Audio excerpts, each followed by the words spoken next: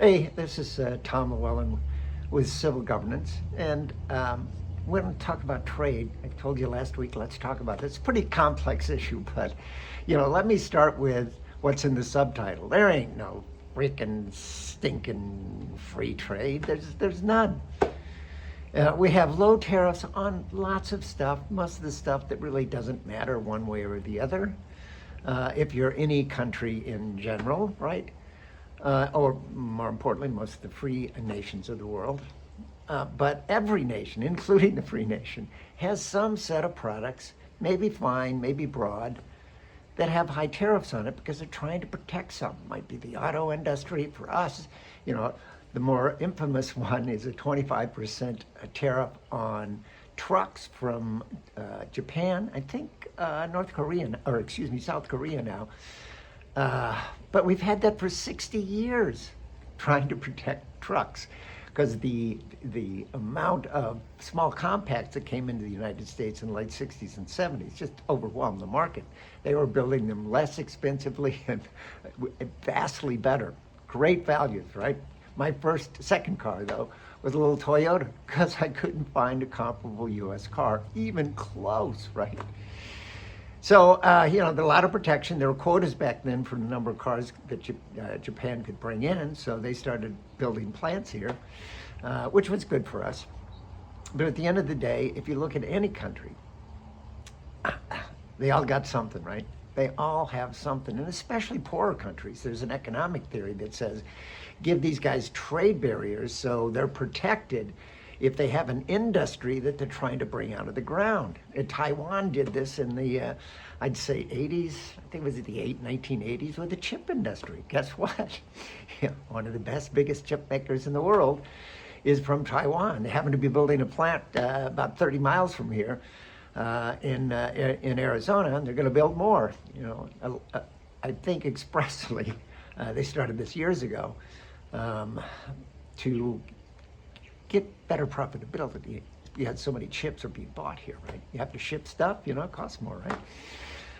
At the end of the day, free trade isn't possible. Not in the current context of the nations that you have in the world.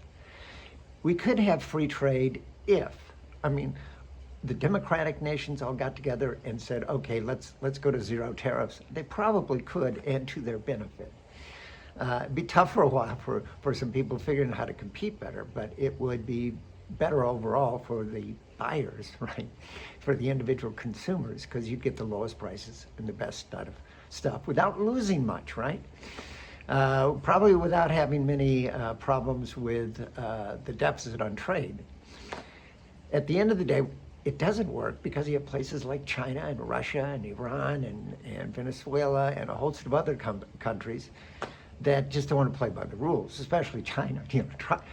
About the only products you can sell in China are very, very, very expensive products. The luxury products, the luxury car sale, luxury brand sale.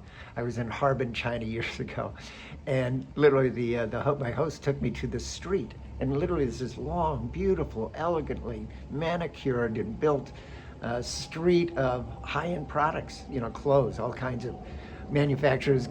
I got no idea who they were. My wife would, but not me. But they sold well. And they had something like that in many of the major cities where you can come and buy American products.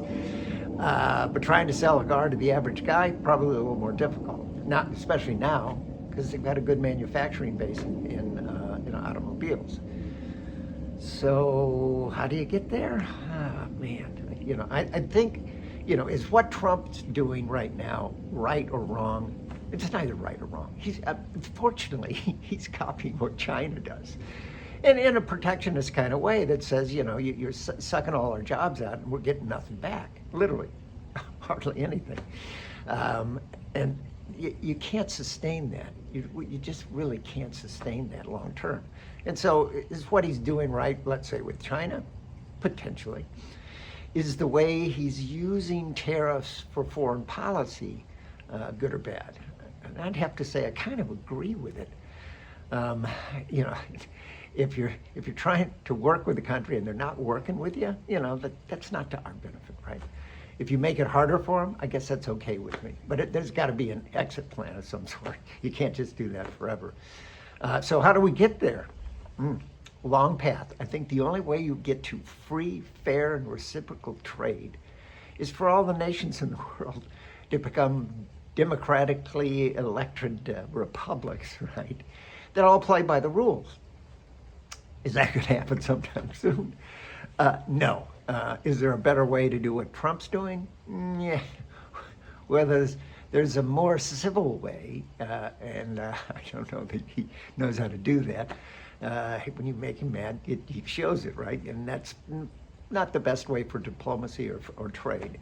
At the end of the day, is he getting results? And I'd have to say, sometimes yes, sometimes no. Again, nothing is ever perfect when you're negotiating a trade agreement. But at the end of the day, look, guys, no free trade.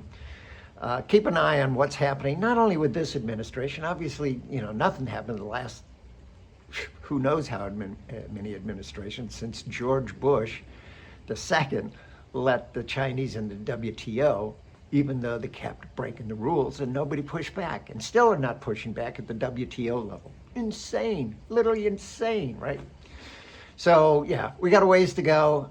Will we get better, fairer, and reciprocal deals?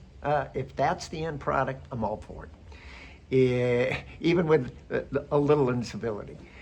If that's not where we get, then we need to try something new. And that's not a short-term deal. That's a concerted effort over multiple presidencies to get to a point of good trade policy.